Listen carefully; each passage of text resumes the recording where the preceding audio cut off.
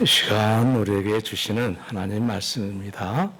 레위기서 23장 15절에서 22절에 있는 말씀입니다. 레위기서 23장 15절에서 22절 말씀. 하나님의 말씀 레위기서 23장 15절에서 22절에 있는 말씀까지 봉독해 드리겠습니다. 안식일 이튿날 곧 너희가 요제로 곡식단을 가져온 날부터 세어서 7 안식일에 수요를 채우고 7 안식일 이튿날까지 합하여 50일을 계수하여 새 소제를 여호와께 드리되 여호와의 처소에서 10분의 2 에바로 만든 떡 2개를 가져다가 흔들지니 이는 고운 가루에 누룩을 넣어서 구운 것이요 이는 첫 요제로 여호와께 드리는 것이며 너희는 또 이 떡과 함께 1년 된 흠없는 어린 양 7마리와 어린 수소 1마리와 순양 2마리를 드리되 이것들을 그 소제와 그 전제 제물과 함께 여호와께 드려서 번제로 삼을지니 이는 화제라 여호와께 향기로운 냄새며 또 순염소 하나로 속죄제를 드리며 1년 된 어린 순양 2마리를 화목제물로 드릴 것이요 제사장은 그 첫 이삭의 떡과 함께 그 2마리 어린 양을 여호와 앞에 흔들어서 요제를 삼을 것이요 이것들은 여호와께 드리는 선물이니 제사장에게 돌릴 것이며 이날에 너희는 너희 중에 성회를 공포하고 어떤 노동도 하지 말지니 이는 너희가 그 거주하는 각처에서 대대로 지킬 영원한 규례니라.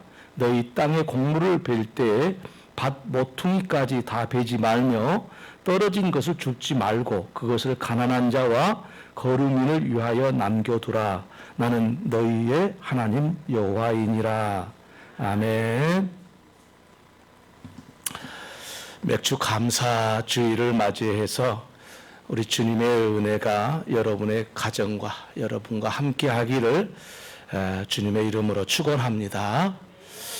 일상을 뒤로하고 그동안 함께 하지 못했던 가족을 만날 수 있는 명절은 우리 민족 정세에 중요한 몫을 차지하고 있습니다.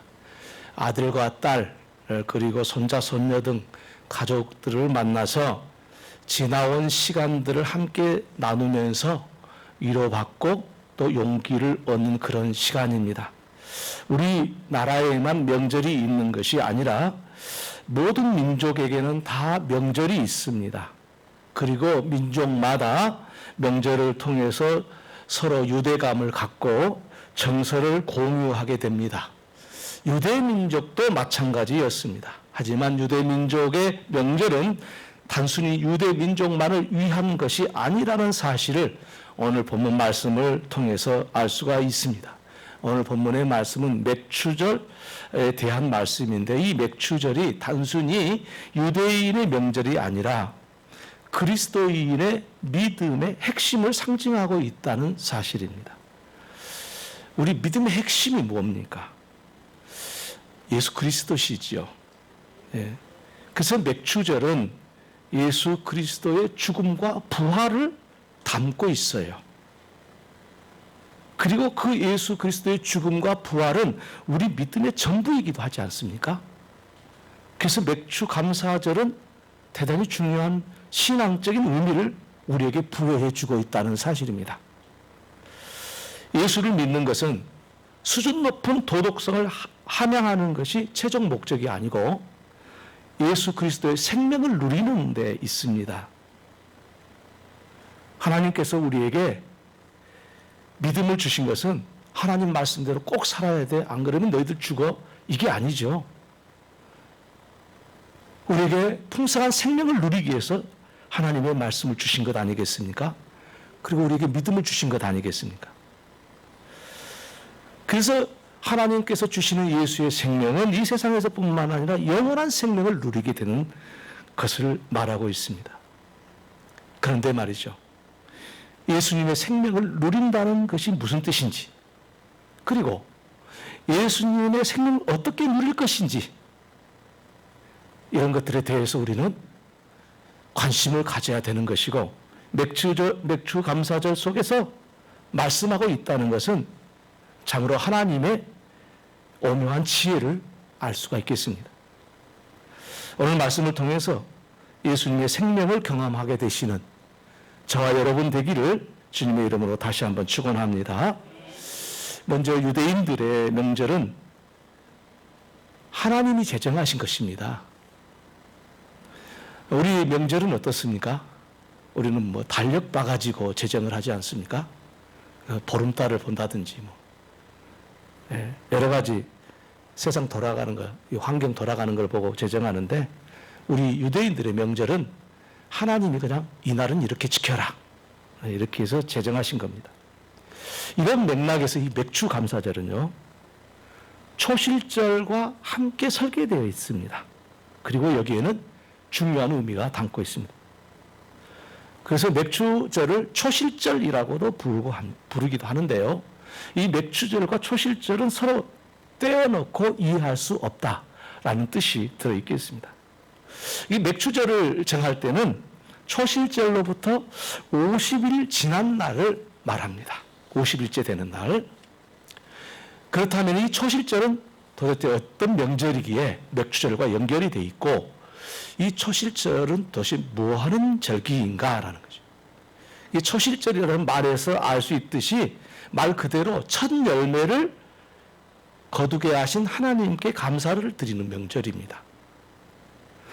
우리 달력과 유대인들의 달력이 좀 다릅니다. 유대인들의 달력은 우리 달력의 3월과 4월 이 정도 되는 시기를 유대인들의 달력에서는 1월로 시작합니다. 우리 3월달이나 4월달이 유대인들의 1월이에요. 그래서 이 초실절은 유대인의 달력으로 1월 14일에 있는 6월절에 이어지는, 그 다음날 이어지는 절기가 무교절인데, 그 무교절의 첫날을 초실절이라고 하는 겁니다. 이 초실절은 보리를 거두는 그 시기입니다. 그래서 유대인들은 보리를 거둘 때 이 첫 단을 이렇게 탈곡을 해가지고 한 게 아니고 그냥 이삭 자체 첫 단을 하나님께 그대로 바칩니다. 그래서 본문 말씀에 앞단락에서 초실절에 대해서 나오는데 이렇게 말씀을 하고 있어요. 너희는 너희 하나님께 예물을 가져오는 그날까지 떡이든지 볶은 곡식이든지 생 이삭이든지 먹지 말지니 이는 너희가 거주하는 각 처에서 대대로 지킬 영원한 규례니라. 이렇게 말씀하고 있습니다. 이 말씀의 이 첫 열매는 하나님 앞에 먼저 예물로 드릴 것을 강력히 요구를 하고 있습니다. 그런데 이것에는 상징적인 의미가 있습니다. 여러분, 맨 먼저 거둔 보리 한 단을 하나님 앞에 흔들어서 제단에 바치는 것인데요. 반드시 이 제단의 첫 단을 바치기 전에는 누구든지 생이삭이라도 먹으면 안 된다는 거예요. 거기는 의미가 있어요.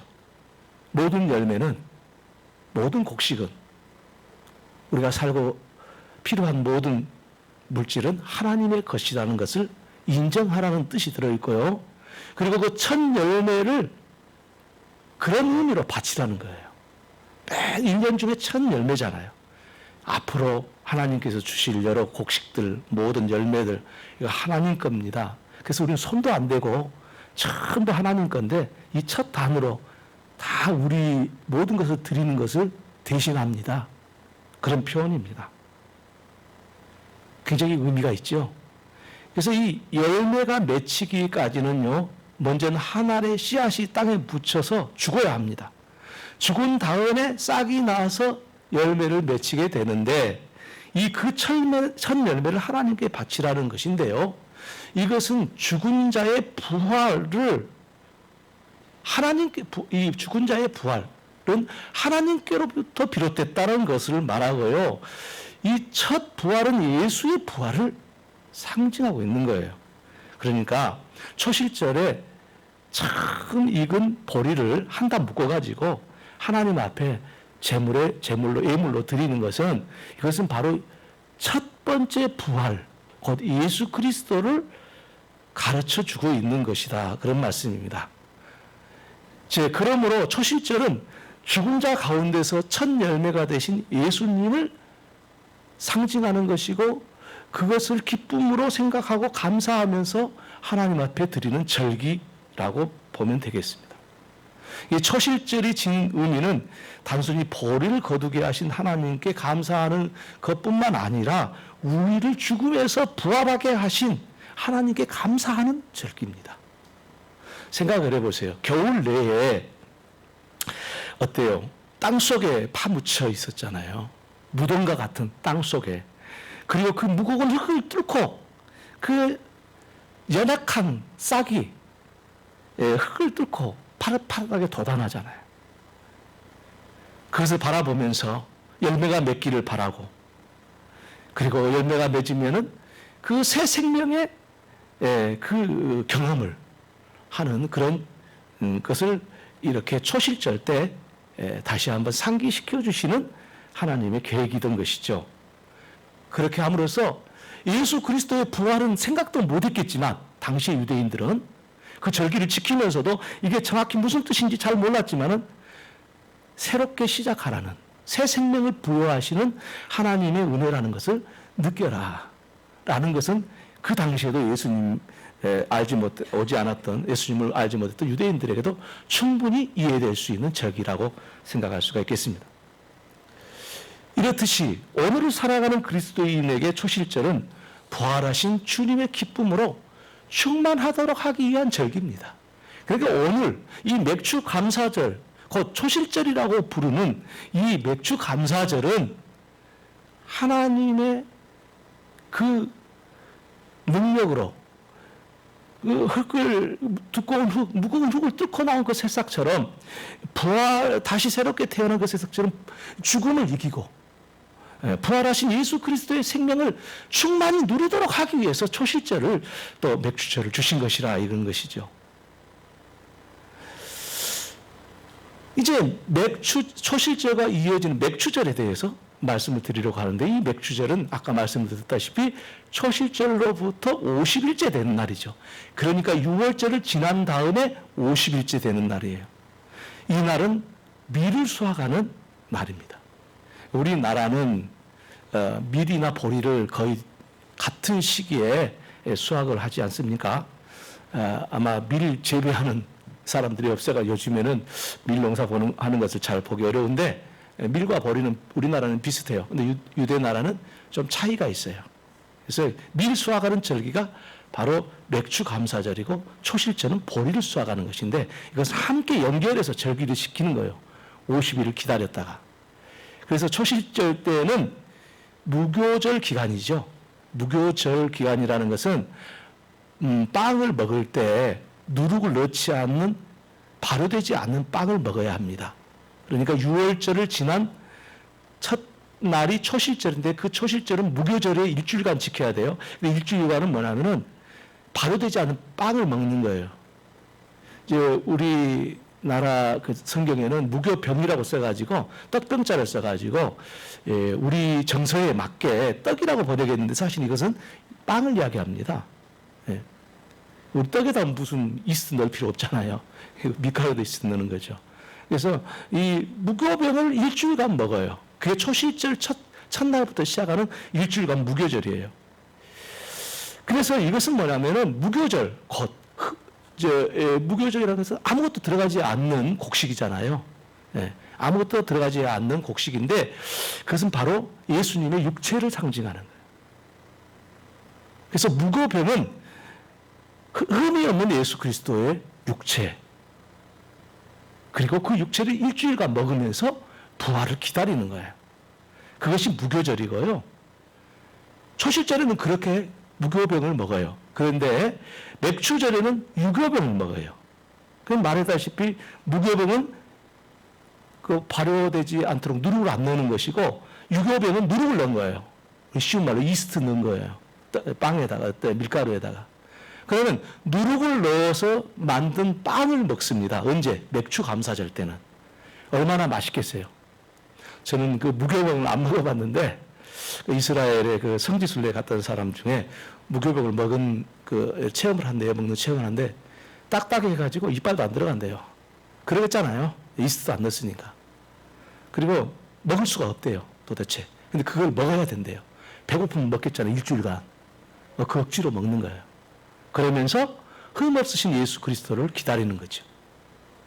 그리고 50일이 지난 맥주절 때는 거기다가 빵에다가 이스트를 넣어가지고 그 누룩을 넣어가지고 먹게 되는 거죠. 이걸 유교병이라는데 유교병은 먹기는 좋지만 이거는 인간의 죄 있는 육체를 상징하는 거죠.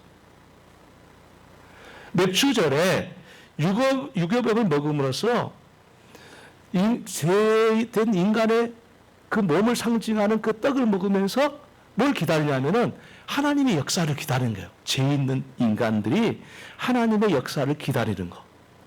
무교절에는, 초실절에는 어때요? 무교병을 먹으면서 예수님의 몸을 상징하는 무교병을 먹으면서 많은 힘든 시간들을 보내지만은 맥주 감사절에는 맛있는 빵을 먹으면서 주님의 사건을 주님이 하실 일을 기다리는 거. 그러면서 기뻐하는 거. 그게 맥주절이에요. 그래서 초실절이 예수님의 부활로 이 세상의 역사가 되었죠. 초실절의 역사는, 초실절이 이 세상의 역사가 된 것은 예수님의 부활로서 초실절의 역사가 되었고요. 맥주절이 교회의 탄생으로서 이 세상의 역사가 되었어요. 그래서 맥주절, 곧 맥주 감사절, 오늘 우리 함께 해드린 이 맥주 감사절은 교회의 탄생의 역사를 이야기하는 겁니다. 교회란 무엇입니까? 예수의 생명을 가진 사람들이 서로 지체가 되는 게 교회잖아요. 예수의 생명을 갖지 못한 자는 서로 지체가 될 수가 없죠. 그래서 예수의 생명을 가진 자들이 예수의 피로 그리스도의 십자가 아래서 하나 형제가 각 지체가 되어서 이 세상 역사를 이룬 거예요. 그게 교회라는 것이죠. 그래서 초실절로부터 50일째 되는 날, 곧 맥주절이 성령이 마가의 다락방에서 120명의 성도들에게 임해서 거기서 성령의 놀라운 역사가 임함으로 교회가 시작됐잖아요. 그 날이 무슨 날이냐면은 6월절로부터 50일째 되는 날이었고 그것이 맥주 감사절이고 그게 성령 강림절이었던 거죠. 이게 정말 오묘하잖아요. 이게 지금 이 성경이 3,500년 전에 기록된 건데 너무 오묘한 거 아니에요? 그래서 맥주절, 오순절, 성령 강림절은 한 날입니다. 같은 날입니다. 그리고 그때 교회의 역사가 시작이 된 거예요. 근데 그 교회 역사는 무교절을 지난 곧 예수 그리스도의 흠없는 그리스도의 은혜를 십자가에서 공로로 입은 예수의 생명을 가진 사람들의 시작이라는 거예요. 그 교회라는 거죠. 하나님께서 유대인들에게 지키라고 명령하신 절기가 이 세상의 역사에서 절기로 드러났다는 거죠. 이 세상의 역사로 절기가 드러난 거죠. 중요한 의미를 갖고 있습니다. 이와 같은 사실은 오늘 살아가는 모든 성도들에게도 이 세상 속에서 그리스도를 통해서 영원한 생명을 얻도록 하기 위한 계획이 3,500년 전에 기록된 이 성경에 말씀하고 있는 거예요. 하나님이 우리를 구원하려는 계획을, 예수 그리스도를 통해서 우리를 구원하려는 계획을 성경에 이미 내게 있어서 말씀하고 있다는 것이죠. 그렇다면 한 개인의 역사, 우리가 몇 살을 먹었든지 간에 우리 한 개인의 다 역사를 쓰고 있잖아요. 우리 삶을 통해서. 그럼 그 역사 속에서 반드시 모든 개인들은 초실절이 있어야 돼요. 나의 초실절. 초실절이 뭘 이야기하죠? 예수의 부활. 그 부활을 내가 경험해야 되고 맥주절이 있어야 한다는 말씀이네요. 맥주 감사절은. 초실절이 부활을 말하고 맥주절은 성령 강림을 말해요. 곧 이것은 따로 구분해서 설명을 하기는 했으나 이것은 한 역사지요. 성령의 역사를 통해서 예수의 부활과 우리 안에 성령의 역사가 임하게 되는 것이죠. 각 교회는 예수 부활의 생명이 자신의 부활 생명으로 돼야 되고요. 그랬을 때 비로소 교회가 되는 영원한 생명을 소유하는 교회로서의 삶을 살게 된다는 말씀이 되겠습니다. 지금까지는 성경에 근거한 말씀을 드렸고 이제 우리 현실의 이야기를 한번 해보십시다. 그렇다면 오늘 우리는 어떻게 살고 있는 것입니까? 예수님의 부활의 생명을 누리고 있습니까? 어떻게 예수 생명의 부활을 누릴 수 있을까요? 제가 여기에서 설교를 끝난다면 이게 설교가 아니겠죠. 이 말씀을 하기 위해서 앞에 말씀을 드린 거니까 그렇게 아시고 들으시면 좋겠습니다. 예수 생명, 예수 부활의 생명, 그리고 우리가 그 부활 생명으로 살아갈 수 있는 것은 오직 하나님의 은혜로만 가능합니다. 은혜가 무슨 뜻입니까? 은혜 말을 많이 하는데 사전에 찾아보면 이렇게 말하고 있어요. 갚을 수 없는 사랑, 그것이 은혜래요. 우리가 부모님의 은혜, 스승님의 은혜, 그렇잖아요. 하나님의 은혜, 갚을 수 있어요? 못 갚습니다. 예수 부활의 생명은 하나님의 은혜로만 주어진 것이고 곧 그 이야기는 하나님의 성령을 통해서 우리에게 주어진 예수의 생명은 그건 하나님의 은혜로만 되는 일이다 라는 것입니다. 그렇게 말하니까 정말 공허하지 않습니까? 왜냐하면 하나님의 은혜로만 된다고 그러니까 그러면 그 은혜를 어떻게 받는데요? 네? 어떻게 받는 것이겠어요? 여러분들 더 실망적인 이야기를 할까요? 사람의 의지는 전혀 작용하지 않습니다. 하나님의 은혜는. 만일 사람의 의지가 작용한 것이라면 그것은 이미 은혜가 아닙니다. 그럼 어떻게 하란 말입니까? 차라리 운동장 10바퀴를 돌고 오면 된다는 식으로 말씀하면 쉬울 것 같은데 더 감 잡기가 어렵다고 생각할 수 있을 것 같습니다. 하지만 더 절망적인 말씀을 드립니다. 하나님의 은혜는 설명하거나 방법을 제시할 수도 없습니다. 단 사람이 한 가지 할 수 있는 것이 있다면 은혜에 작용하는 것은 아니지만 단 한 가지 사람이 할 수 있는 것이라면 은혜와 관련돼서 하나님의 은혜로 부활 생명을 소유할 수 있는 것을 받아들이는 것이죠. 근데 이것도 사실은 하나님의 은혜로만 가능한 일입니다. 그렇다면 사람이 할 수 있는 일은 무엇입니까? 감나무 밑에서 감이 떨어지기를 바라라는 말씀입니까? 정말 어렵네요. 목사님 하는 말이 정말 마음에 안 듭니다.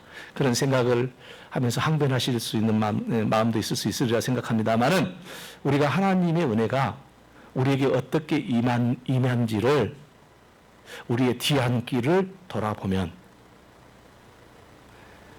이미 우리가 살아온 역사를 돌아보면 각자의 삶에서 독특한 것들을 스스로 누구도 경험하지 못한 삶을 발견하게 될 거예요.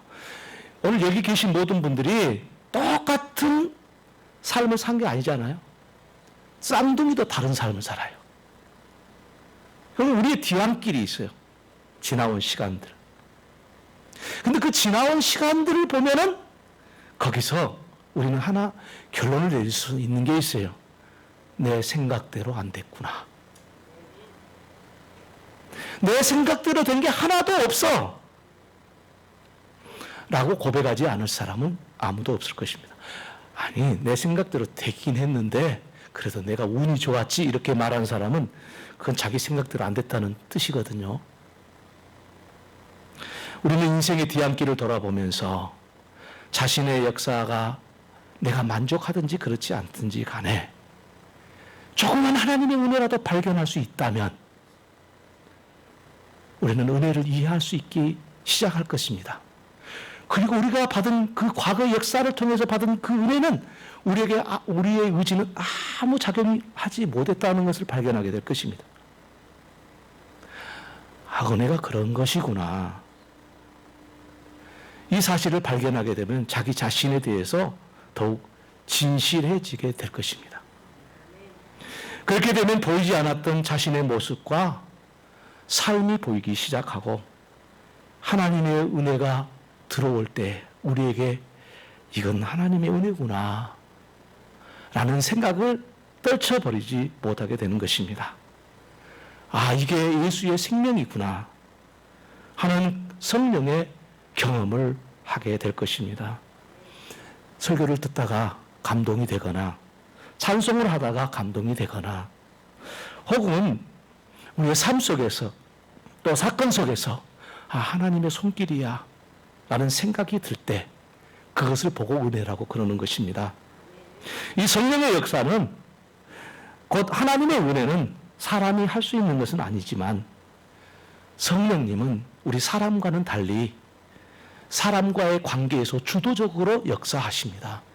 우리 인간은 하나님의 은혜를 위해서 주도적으로 할 수 있는 게 아무것도 없지만 성령께서는 하나님의 영이시잖아요.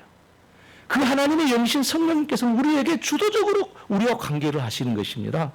피동적으로 하지 않으십니다. 만약 하나님의 영이 성령께서 피동적으로 우리에게 관계를 하셨다면 우리 중에 예수의 생명을 누릴 자는 아무도 없을 것입니다. 하나님의 속성이 사랑이듯이 하나님의 영이신 성령은 틈만 있으면 사람에게 값없이 사랑으로 역사하고 계시는 겁니다. 우리가 모를 뿐입니다. 그러나 성령께서는 억지로나 강제로 역사하지 않습니다. 사람을 설득하고 또 설득합니다. 언제까지? 설득될 때까지.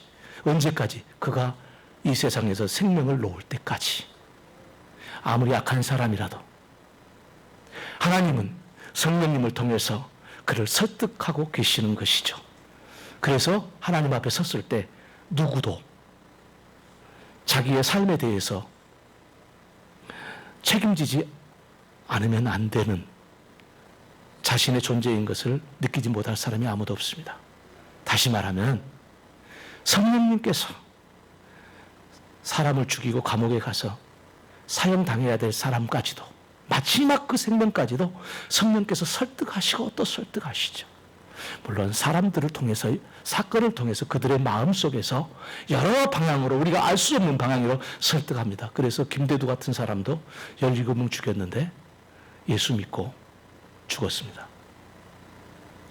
여러분 그 마카파라는 아이들은 제가 이야기했는데 그 아이들도 예수 믿고 죽었습니다.